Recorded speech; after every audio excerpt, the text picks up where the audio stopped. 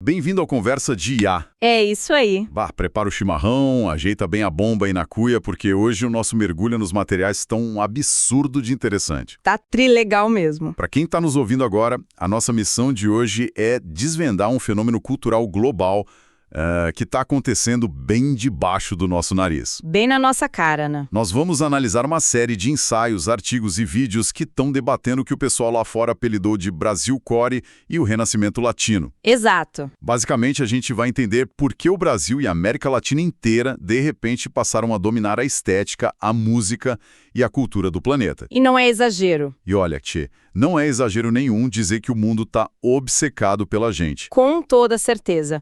E eu já te digo de cara, tem muita coisa nas fontes de hoje que vai bater de frente com o senso comum da nossa audiência. Com certeza vai. Só para dar um gostinho pro pessoal que acompanha a gente.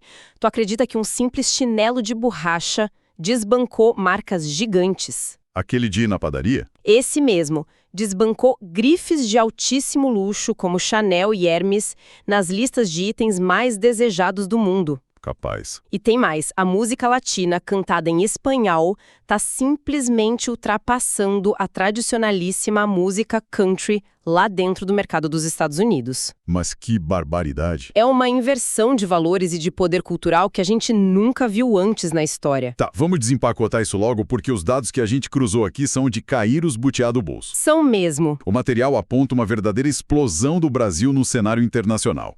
Para ter uma ideia do tamanho disso, a gente bateu um recorde histórico de turismo. 9 milhões, né? Isso.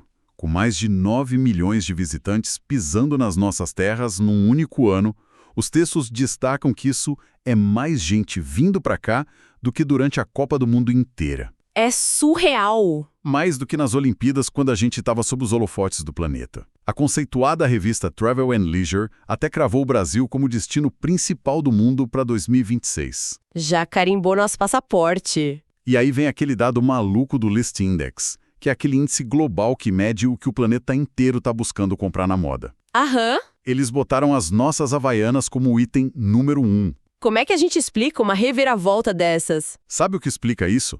Tem um conceito sensacional na geopolítica, que as nossas fontes trazem à tona, criado por um cientista político chamado Joseph Nye, que é o soft power. O poder suave. Em bom português, o poder suave. Historicamente, a gente está acostumado a medir a força de um país pelo poder militar ou pela economia. Quem tem mais tanques, maior PIB. Exato. Isso é o hard power. Mas o soft power é a habilidade de um país de atrair, fascinar e influenciar os outros pela sua cultura, pelos seus valores e pelo seu estilo de vida. Entendi. É convencer o mundo a querer ser como tu de forma natural. E o pulo do gato no caso do Brasil, e o que as fontes deixam muito claro, é que essa nossa força de atração gigantesca não vem dos escritórios da Faria Lima. Pera, então quer dizer que a nossa arma de influência para o mundo não é algo planejado numa sala de reunião de marketing para ser vendido para gringo? Exatamente.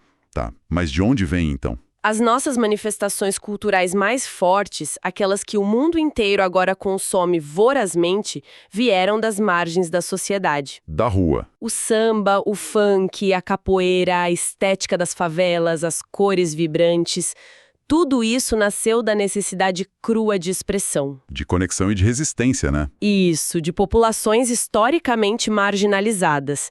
É muito orgânico.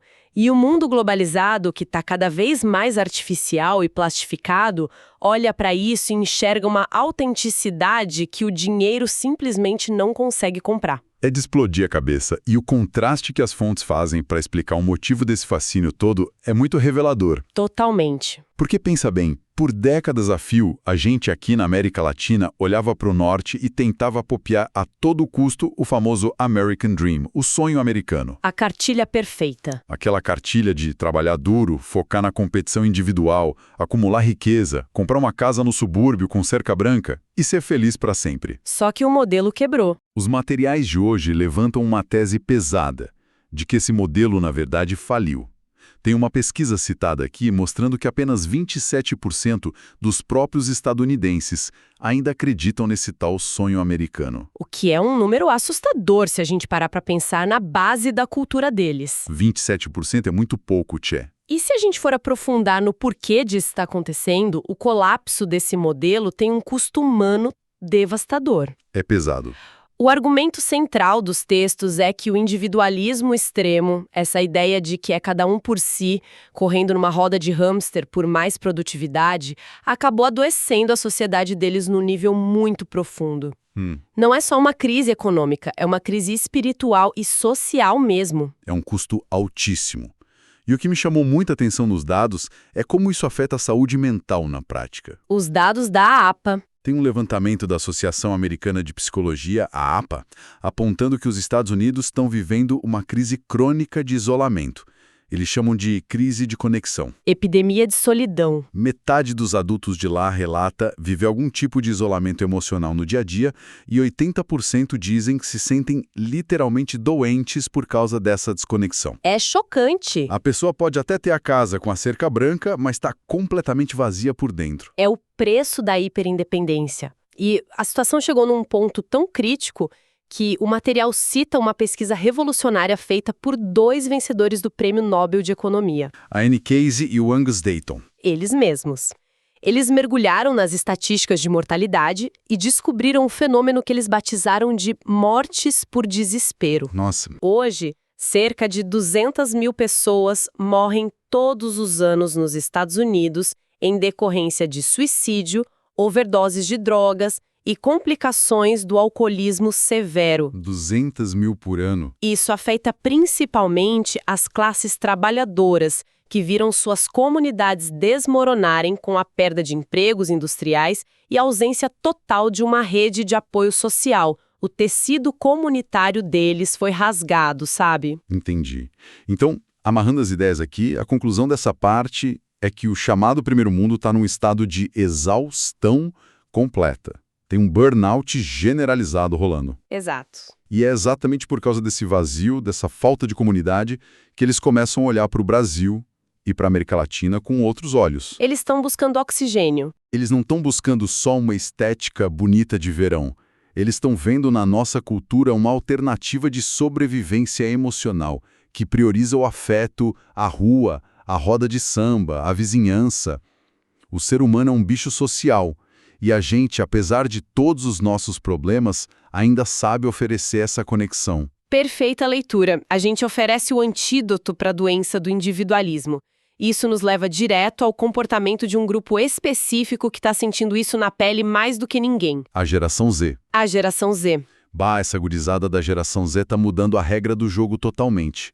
E os dados globais confirmam essa exaustão que a gente acabou de falar. A pesquisa da Cigna, né? A pesquisa da Cigna, que está no nosso material, mostra que 73% da geração Z global se considera solitária. É oficialmente a geração mais conectada digitalmente, mas a mais isolada emocionalmente da história. Que ironia! E é justamente por causa desse sofrimento que eles estão chutando balde. Os dados mostram que 73% deles agora preferem abrir mão de salários astronômicos se isso significar ter mais flexibilidade. E tempo para cuidar da cabeça. Essa juventude está fugindo daquele modelo corporativo agressivo de trabalho enquanto eles dormem. E se a gente trouxer essa lente aqui para o nosso quintal?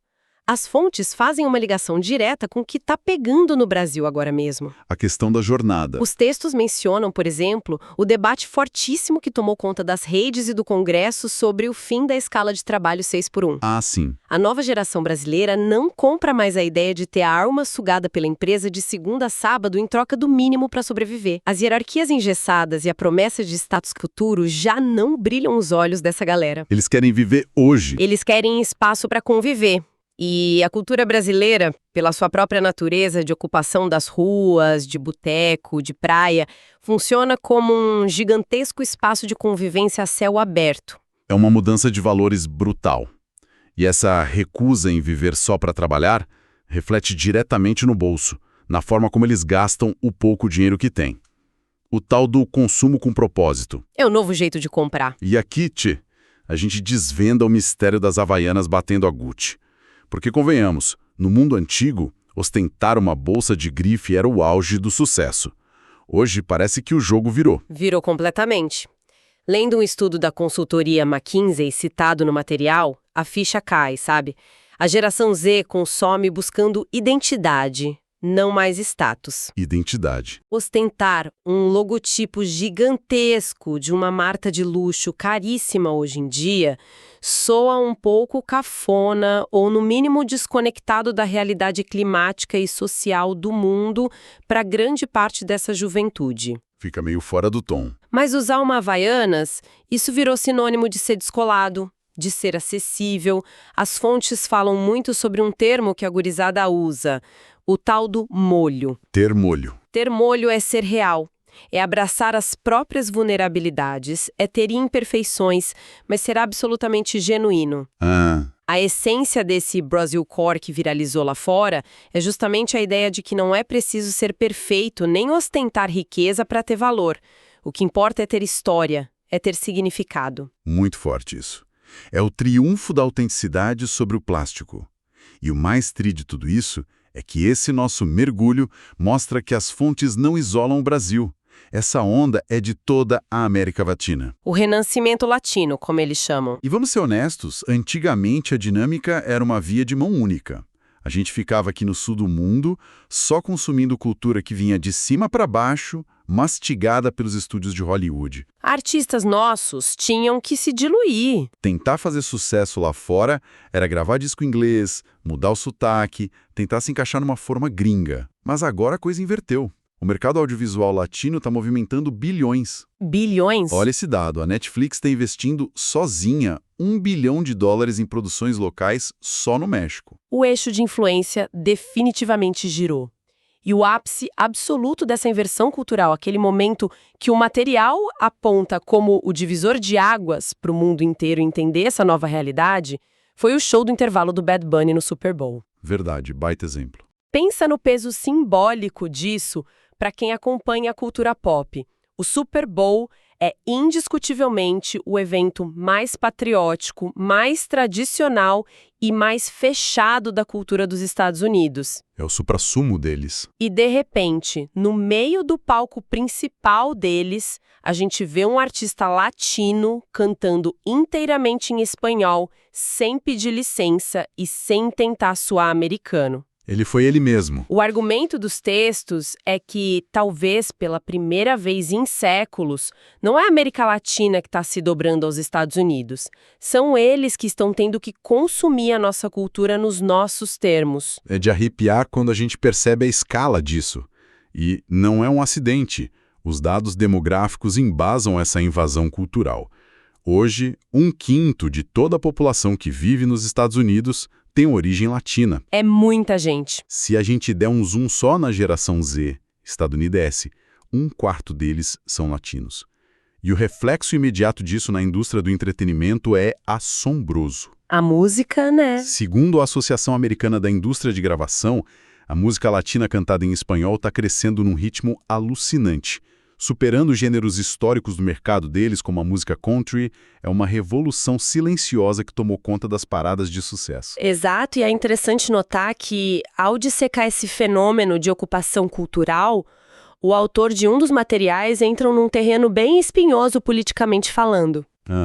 O texto faz uma associação direta desse fortalecimento da identidade latina com um mecanismo de defesa contra pressões políticas internas dos Estados Unidos. As tensões migratórias. O ensaio menciona as tensões com a ICE, que é a Agência de Imigração e Controle de Aduanas de lá, cita as políticas de deportação do governo Trump e discute o status super complexo de Porto Rico, que o autor classifica como a colônia mais antiga do mundo em atividade. Nossa, forte isso. Lembrando até de épocas históricas em que a bandeira azul-celeste de Porto Rico chegou a ser proibida. E aqui, guria, vale a pena a gente fazer um adendo super importante para a nossa audiência que está ouvindo agora. Com certeza. Independente de qual lado do espectro político quem está nos ouvindo se encontra, direita, esquerda, centro, o que a gente está fazendo aqui nesse bate-papo é olhar para a sociologia da coisa através das lentes do material original, sem tomar partido nenhum. Só reportando os dados. O argumento central dos textos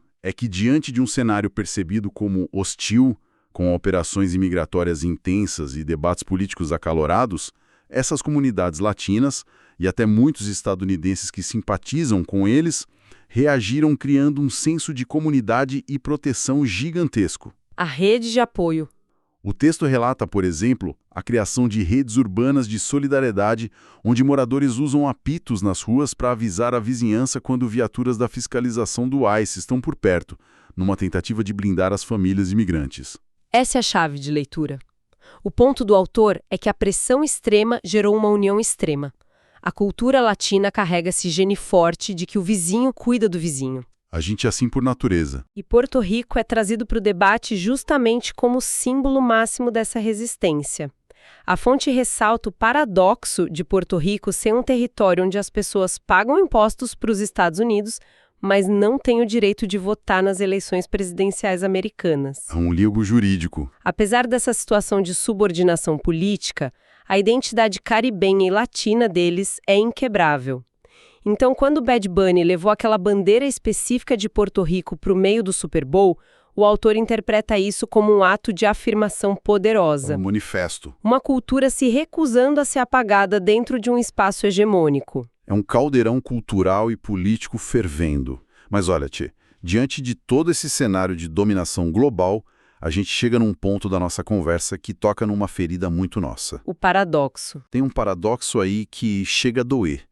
Porque, pensa comigo, se a gente é essa potência toda, se a nossa cultura dita tendência no planeta, se o nosso audiovisual latino está recebendo bilhões, se o cinema brasileiro está ganhando o mundo de novo. Com filmes incríveis. Com filmes como Ainda Estou Aqui e O Agente Secreto arrancando aplausos de pé lá fora e mirando as grandes premiações internacionais. Tudo brilhando. Por que raios a gente aqui dentro se critica tanto? Os artigos que a gente leu chegam a citar aquele termo péssimo, super tóxico, que uma galera usa na internet para ofender o próprio país chamando o Brasil de bostil. É muito triste ver isso. É uma ironia triste. O mundo olha para cá com fascínio e a gente fica se jogando na lama. Esse é o sintoma clássico do famoso complexo de vira-lata que o saudoso Nelson Rodrigues já diagnosticava décadas atrás.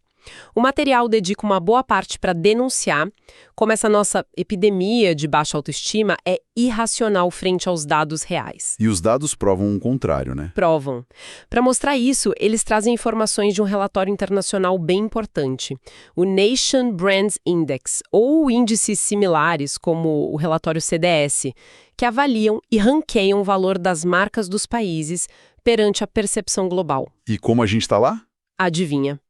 Aos olhos dos gringos, o Brasil frequentemente ocupa o primeiro lugar em categorias ligadas à diversão, aventura e vivacidade. Primeiro lugar? A percepção de especialistas internacionais citada nos textos é de que o Brasil é um país que está politicamente e economicamente doente, mas com um gigantesco potencial de cura. Gigantesco. E a palavra número 1 usada para descrever o povo brasileiro nesses relatórios não é preguiçoso ou desonesto, mas sim resiliente. Resiliente. A gente toma pancada de todo lado, levanta, dá risada e segue em frente. E mesmo com o mundo reconhecendo essa nossa força, tem gente aqui que prefere babar ovo para qualquer coisa que venha da Europa ou dos Estados Unidos. Exato, e para combater esse vira-latismo, as fontes fazem questão de jogar luz no nosso poder intelectual interno. Muitas vezes a gente acha que só o que é bom está em Harvard ou no MIT. E não é bem assim. Mas o texto argumenta pesadamente que as nossas instituições públicas de ensino e pesquisa, como USP, Unicamp, Unifesp, UFRGs e tantas outras, têm uma excelência acadêmica que bate de frente e não deve absolutamente nada a quem sai com diploma de Stanford. Não deve nada mesmo. A nossa capacidade de produzir ciência e pensamento crítico é formidável.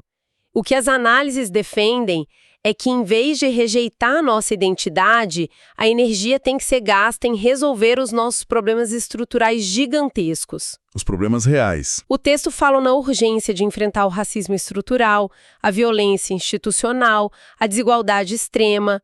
A sacada é parar de vender só o Brasil com Z. Aquele pra gringo ver. Aquele estereótipo tropical raso, plastificado, feito só pra gringo passar férias.